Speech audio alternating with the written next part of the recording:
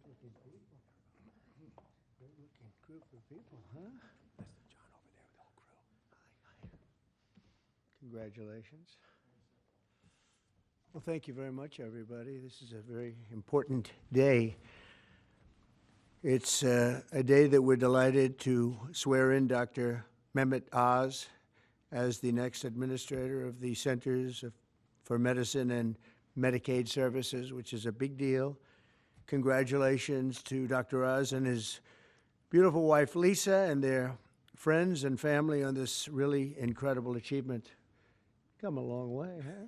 It's amazing. Dr. Oz comes to this position as one of the nation's most talented and beloved medical professionals. He graduated from Harvard University. Ah, Harvard, wow. How convenient. Should we talk about Harvard? Before obtaining his MD at the University of Pennsylvania School of Medicine, a great one, and really some amazing education while also earning an MBA from the wonderful Wharton School of Business. He completed his medical residency at the world-renowned New York Presbyterian Columbia University Medical Center.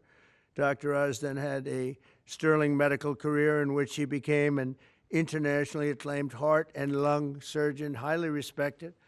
He served as director of the Cardiovascular Institute and Integrative Medicine program at New York Presbyterian, and as a longtime professor at Columbia University's College of Physicians and Surgeons. Boy, oh boy, doctor, I thought he just did a show.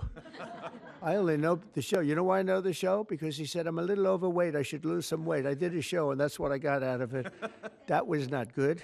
But I'm looking at all of this other. This is very impressive. Dr. Oz authored more than 400 contributions to academic and scientific publications and holds several patents for technologies that revolutionize cardiovascular surgery. And Dr. Oz later translated his experience into an extraordinarily successful television career, making him one of the most trusted voices on healthcare. And he also got very high ratings, I can tell you that. He did great with the television thing. As CMS Administrator, Dr. Oz will work tirelessly to strengthen and protect Medicare for our nation's seniors and Medicaid for the needy. Just as I promised, there will be no cuts. We're not going to have any cuts. We're going to have only help. Dr. Oz will work to improve the quality of care for decades to come, and he'll ensure that criminals, fraudsters, and illegal aliens are not permitted to rob America's seniors. They are trying, but they're not going to get away with it. He will also work alongside Secretary of Health and Human Services, Robert F. Kennedy Jr. I've heard of him. He's a pretty famous guy. He's doing a great job, too, to address the crisis of chronic illness and to make America healthy again. So I want to just thank Dr. Oz, and because this is a big commitment he's making. He has a lot of options, and this is a big, big commitment. And I want to congratulate you and your family on really an amazing life, and I think this is going to be by far the most important part of an already incredible life. So thank you very much. God bless you. My friend, thank you very much. Take care of yourself. Congratulations, it's amazing. Congratulations. Wow, what a job, huh? Are you ready, Bobby? I sure am. Let's do it. You put your hand on the Bible, your left hand, and raise your right hand. And repeat after me.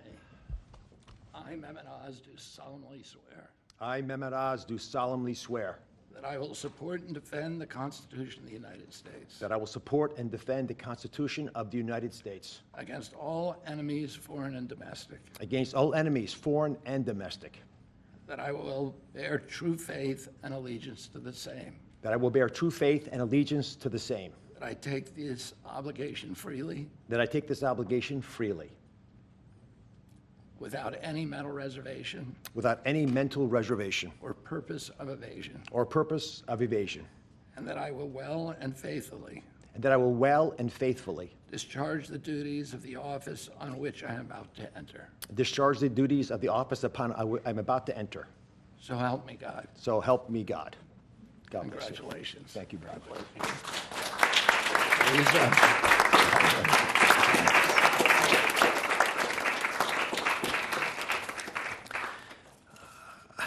I've got to start off by thanking three people. Mr. President, thank you very much. God bless you for leading our nation, but also courageously leading the MAHA movement, really earnestly in your heart wanting to get America to be healthy again, and for giving me an opportunity to help with that mission. Secretary Kennedy has been leading the charge at Health and Human Services. A dear friend, like a brother, has done unbelievably courageous work because he's curious and he's started answering a lot of important questions. And I will treasure for the rest of my days your trust in me to help you with this progress. Thank you. And of course, Lisa, the family, but Lisa in particular, who's had an uncanny ability to identify opportunities and to always keep a clear North Star to keep our family grounded. God bless you, my beautiful one. Let me start with a simple premise. Every great society, everyone, has an opportunity to take care of its most vulnerable and treasures that opportunity. And we're great people, so we will do the same. As we entered the main building, the Humphreys building, where Health and Human Services is located, there's a placard of Hubert Humphrey, and it says that it's a moral opportunity, a moral obligation of government to take care of people in the dawn of their life, the kids, in the twilight of their life, the elderly, the mature, the seniors, and those in the shadows of life, those struggling with disabilities.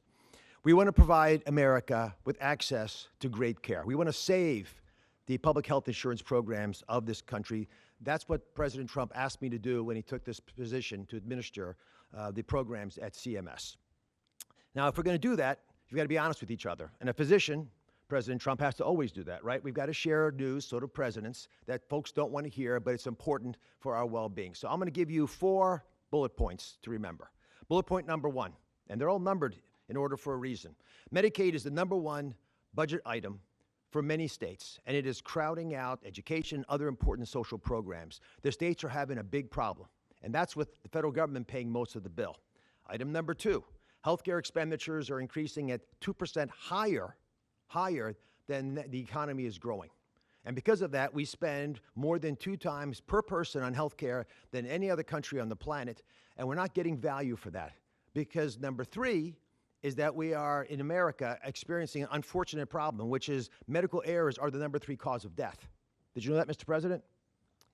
It's surprising with that much money invested, we're still having problems. And number 4, our life expectancy, despite all this investment, is continuing to slip back. We're now more than 4 years shorter in our life expectancy than countries that we used to be equal to. But I am optimistic. Why? Because we control our destiny. Because at its very core, we have a generational opportunity, a unique ability to save the healthcare system because we control all the big pieces. America is too great for small dreams. So I've got some big ideas that I'd like to share that we've worked through with my staff who are cordoned off over there, and there's a lot of us. We've got almost more than 6,000 people at CMS working on this and 40,000 contractors helping. So we've got a lot of people. What are we going to do? First, we're going to reduce chronic disease. How do you do that? 70% of the healthcare expenditures of this country are driven by chronic disease. And it is your patriotic duty, I'll say it again, the patriotic duty of all Americans to take care of themselves because it's important for serving in the military, but it's also important because healthy people don't consume healthcare resources. The best way to reduce drug spending is to use less drugs because you don't need them because you're healthy. And it feels a lot better as well.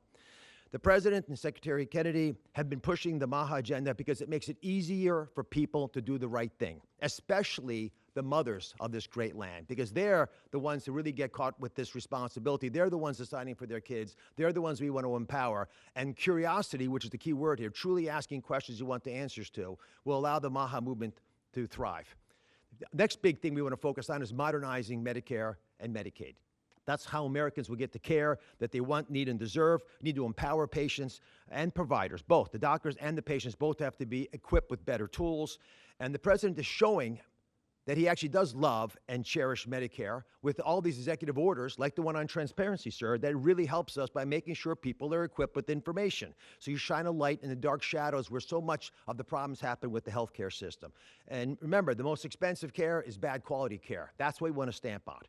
And finally, we want to crush fraud, waste, and abuse. This is stunning to me. And I've got a message for all the bad guys from me, the Secretary, and the President. We are going to stop people from stealing from our most vulnerable, from stealing with the taxpayers of America, or honestly trying to support these programs. And we're going to be able to do it in quite a few ways. We are coming for you. And I'll give you a couple examples. Mr. President, these are ones that you may want to use in some of your future conversations. Almost 250,000 people, American citizens, were fraudulently enrolled without their knowledge in exchange programs by brokers who were unscrupulous, stealing from the U.S. government by pretending these people were on programs they never told them about. Tens of millions of dollars, Mr. President, are being spent on illegal immigrants receiving Medicaid in California, and they're pushing the bill to us. Should we stop that? I think so. That will not continue. We're spending about $1 billion on Medicaid programs for dual state eligible patients, which means you live in one state, but the system thinks you're another state, and maybe a third state, and we're paying all 3 states for services you're not getting because you don't live in 3 states all at once. And finally, and this one really bothers me, there are states who are using Medicaid dollars for people who are vulnerable are being used for non-medical purposes. For example, public labor unions are getting child care through some of this money. That doesn't make sense to me. Housekeeping, I wish I could get that for my home. There's a big problem with student loan repayments taking place with Medicaid dollars. That's not where it should be used. And we are paying for DEI programs. I could go on, but these are all programs, Mr. President, that we have created a war room at CMS to go after, to catch the fraud in real time before the money leaves the federal coffers, so we have the money to reinvest in health care to make it even stronger than it's been before. Together, we're going to make the care better. We're going to make the outcomes improve, and we're going to make sure that America can actually be the healthiest country that could ever possibly be. We'll make America healthy again. God bless you both, sir.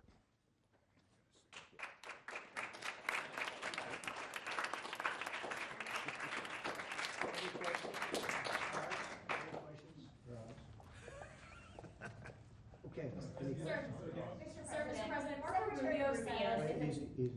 President, Secretary Rubio said that the U.S. will have to figure out whether a deal can be done between Russia and Ukraine in a matter of days, or you will just move on. Yeah, very shortly. How many days is that? No specific number of days, but quickly. We want to get it done. We're talking about here people dying. We're talking about over there people are dying also, like on average 2,500 young people, soldiers. They're not from America. They're not from anywhere else other than Ukraine and Russia, but we want to save these lives. So it's 2,500 a week are being killed in battle. It's a vicious battle with the best equipment, the best everything, and it is brutal. 2,500 young people a week. Some of them not so young, actually. They're getting older. They're getting older by the month. But 2,500 a week, and we're going to get it stopped ideally. Now, if for some reason one of the two parties makes it very difficult, we're just going to say you're foolish, you're fools, you're horrible people, and we're going to just take a pass. But hopefully we won't have to do that. Now, Marco's right in saying it. We want to see it end. Think of it. Every day, a lot of people are being killed as we talk about, as they play games. So we're not gonna take that, and we'll see. I think we have a good chance of solving the problem. However, yeah. Go ahead. Are you prepared to walk away completely from these efforts and these talks? Well, I don't want to say that, but we want to see it end. We want to see it end. Yeah. Is Vladimir Putin stalling, in your view, Mr. President? I hope not. We're going to let you know about that soon if he is, but I hope not. He's got a big force out there, big force. It's a war that should have never happened. It would have never happened if I was president. That's a war, and it didn't happen for 4 years. That's a war that should have never happened. October 7th, Israel would have never happened. Iran was broke, and now we'll see what happens with Iran. We have a lot of them out there. We have a lot of things that we're working on right now that shouldn't have happened, none of it. Ukraine would have never happened with Russia. October 7th would have never happened, so you wouldn't have had all the problems in the Middle East. The Afghanistan embarrassment, probably the most embarrassing day in the history of our country, would have never happened. Inflation would have never happened. By the way, prices are down. Groceries are down. Eggs, which you hit me so hard, I'll never forget the first week in office, they were screaming at me about eggs. I said, what's going on with eggs? They were doubling and tripling. I said, I just got here. They were up like double, triple, and you couldn't get any. They said, you won't have eggs for Easter. Well, you can have all the eggs you want. I'll tell you, Brooke Rollins, Secretary of Agriculture, did a great job. And the egg prices are down 87%. But nobody talks about that. You can have all the eggs you want. We have too many eggs. In fact, if anything, the prices are getting too low. So I just want to let you know, prices are down. Gasoline yesterday in 3 states hit $1.98 a gallon, and it looks like it's at a level that it hasn't seen since my days, my 4 years. So it's about I'd say maybe. I think we're going to be averaging $2.25 very soon. So I just want to let you know, though, because I keep hearing about prices and inflation. Prices are coming down, not going up. Only the fake news says they're going up. The only thing that's even are interest rates. And if we had a Fed chairman that understood what he was doing, interest rates would be coming down too. He should bring them down. Yeah, please. Mr. President, what do you need to see from both sides in order to keep negotiations going? What do you want to see from Russia and Ukraine? I have to see. My whole life has been one big negotiation, and I know when people are playing us, and I know when they're not, and I have to see an enthusiasm to want to end it. And I think I see that enthusiasm. I think I see it from both sides. Do you think Russia's But you're going to playing- know soon. Do you think Russia's playing? No, nobody's playing me. I'm trying to help. This was Biden's war. By the way, by me getting involved, they'll say, oh, Trump. This is not Trump's war. This is Biden. This is a war that should have never happened. Okay? Think of it. Those cities are crushed and crashed, and all those beautiful steeples, the most beautiful in the world, actually considered the most beautiful in the world, most of them are now smashed to smithereens, as they say, and lying on the ground in a million pieces. Those towns are crushed, the whole place. It's so horrible. And millions of people are dead, far more than you think. That's one thing you're going to get out of this war. You're going to find out that your estimates are far lower it's far worse than people think. Nobody's playing anybody. We are going to see if we can get it done. I think we have a really good chance of getting it done, and it's coming to a head right now. If you do support Ukraine militarily, Say it. if you do decide to move on and take a pass, Mr. President, would you then continue to support Ukraine? Well, I'm not going to say that because I think we're going to get it done. There's a group of Venezuelan men down in Texas who have been alerted that they are soon going to be deported under the Alien Enemies Act. Have you authorized that operation? I don't know about the group you're talking about, but if they're bad people, I would certainly authorize it, yeah. I won an election in a landslide. We won all 7 swing states. We won by millions of votes. We won 2,750 districts to 505 districts. 2,750 to 505. That's why the map, when you look at it, is all red. And one of the biggest reason, I think the biggest single reason, actually, I'd like to say it's because of this, because I think they're going to come up with things that are incredible. But probably the biggest reason was because of the border and because of illegal immigration. And the people of this country want those people out.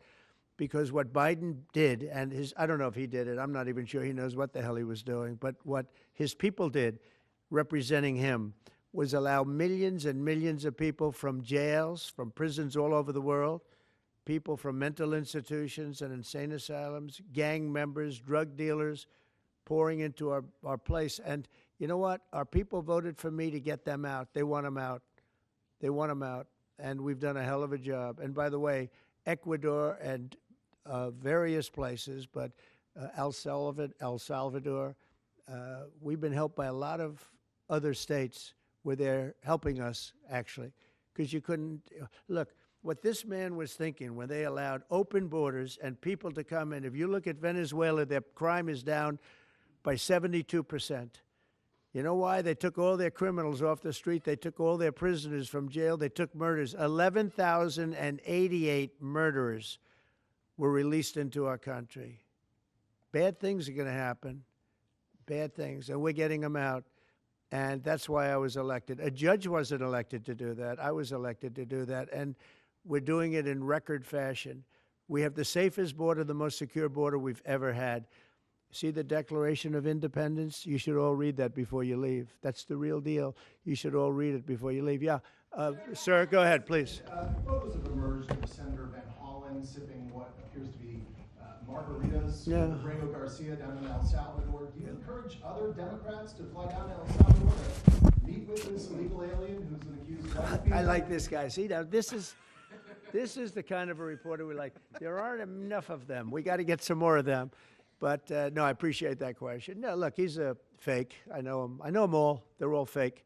And they have no interest in that prisoner. That prisoner's record is unbelievably bad. If you would go into the room, you might, if you would, Caroline, maybe go into the room and see if you can find that little slip. I wrote some things down. I don't know why you'd want to keep him, but we got a little biography of him. Not a very innocent guy. Yeah, please. Mr. President, in the spirit of Easter Sunday. While we're on the subject, right? So you're talking about Abrego Garcia. Is that the one? Yeah. Is an illegal alien MS-13 gang member and foreign terrorist. This comes out of the State Department and very legitimate sources. I mean, I assume I'm just giving you what they handed to me, but this was supposed to be certified stuff. In 2019, Garcia was issued a deportation order. 2 separate judges affirmed Garcia was a member of MS-13, which is a gang that may be even worse than Tren de Aragua, and maybe worse. They kill people with knives because it's more painful.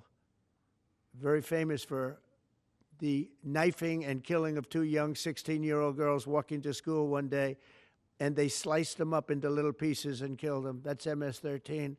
And 2 separate judges affirmed Garcia was a member of MS-13. When Garcia was originally arrested, he was wearing a sweatshirt with rolls of money pouring out, an MS-13 gang symbol that he was driving with 2 other known violent MS-13 gang members, 2 of the most violent members that we know of in the MS-13 gang of thugs. In 2022, Garcia was stopped by the Tennessee Highway Patrol and was found to be transporting 7 people from Texas to Maryland, and he had no driver's license. He was driving violently. In 2020 and 2021, Garcia's wife filed for a protective order from him and said he was violent and abusive and really scary, including allegations that he punched and scratched her on the eye, left her bleeding after throwing her laptop on the floor at her, ripped her shirt, and ripped off her shorts. He then grabbed her arm, leaving very severe marks. Garcia's wife also wrote in court, "At this point, I am afraid to be close to him. I just don't want to be close. I have multiple photos and videos, how violent he can be, and all of the bruises that he's left on me." She just couldn't get anywhere near him. This is the man that the Democrats are wanting us to fly back from El Salvador to be a happily ensconced member of the USA family.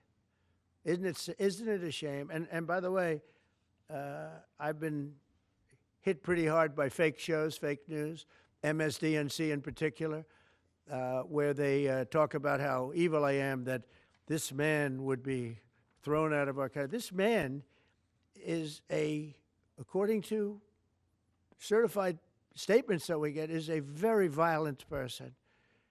And they want this man to be brought back into our country where he can be free and to stay as a happily Maryland, they call him the Maryland man. He's a Maryland father. No, this is a violent person.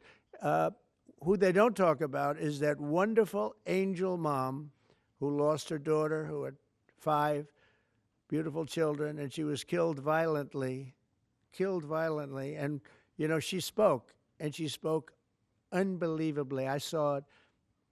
And the fake news didn't pick it up. She spoke. She was in tears. She's devastated. Her life is, essentially, she's told me her life is like over. But there was I think no stories. Isn't that true? No stories. 0 stories. It was the most emotional thing. Everybody that watched it, they couldn't believe it. The fake news refused to put it up. So it's very sad. And yet they talk about this guy like he's an angel. See the angel up there? They think he's like that, like a little angel.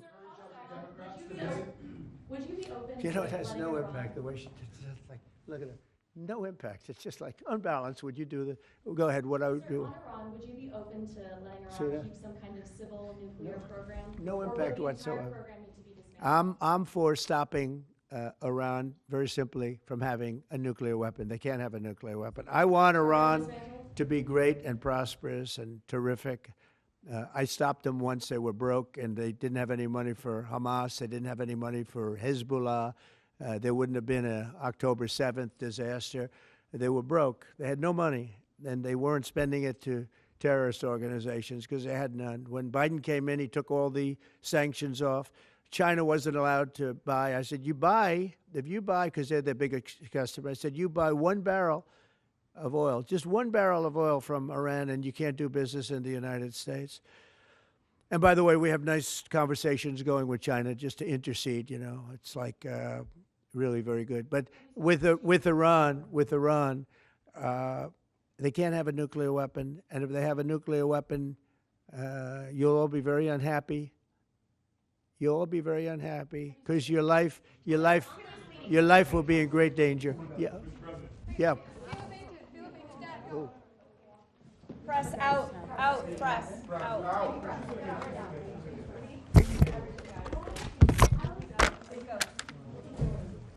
No, she's not. Out.